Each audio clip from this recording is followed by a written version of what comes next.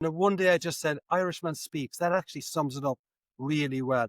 So I was lucky to be able to create a tight branding that is very, very descriptive of what I do.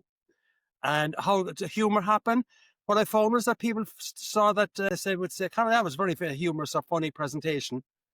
Uh, and I realized after a while, JL, that humor definitely helps to break the ice.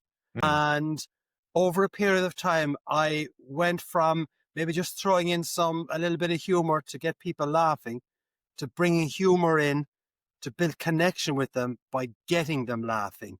And that's what I say, that humor, the core benefit of humor for a salesperson or for a business person is not to get them laughing, is to build connection with them by getting them laughing. And there's neuroscience to justify and prove that comment. Well, and it's not even just connection, right? I think connection is the first step to influence, Yeah, right? And you talk a lot about how humor builds that trust, connection, and likability. yeah. But maybe tell us a little bit about how you take that next step and use it to get to influence. Right. Well, basically, the way it works, I describe it, JL, as that when we laugh or smile or chuckle and neurotransmitters pop in the brain, like dopamine, oxytocin, serotonin, endorphins, the DOSE, DOSE is the way I sometimes refer to them. And what I actually say is that when you put a smile on someone's face and make them laugh, the endorphins pop and the person you're speaking to feels better. If you can Hmm. make a person feel better, their brain appreciates that, hey, it was the Irish guy that made him feel better, or it was jail that made him feel better. The brain helps you to build that connection and Right. likability with the client. So there's very good neuroscience for it. What I actually do say is that because I say, all right, we've got neurotransmitters activating in the brain. I say that's a bit kind of heavy.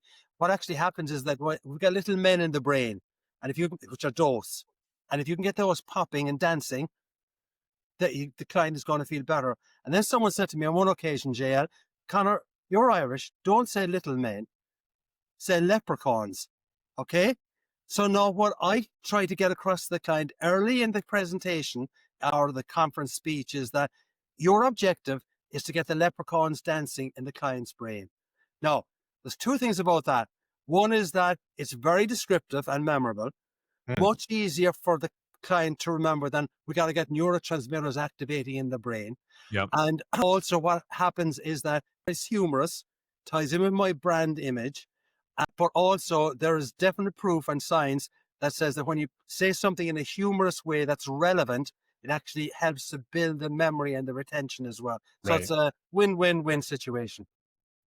It's kind of like when we talk about gamification, like when fun happens, whether that's humor, whether that's a game, whatever it is, when that fun happens, Yeah, people become more engaged. And I think there's a lot of truth to the saying. People will probably not remember what you said or what you do, but they will remember how you made them feel. absolutely.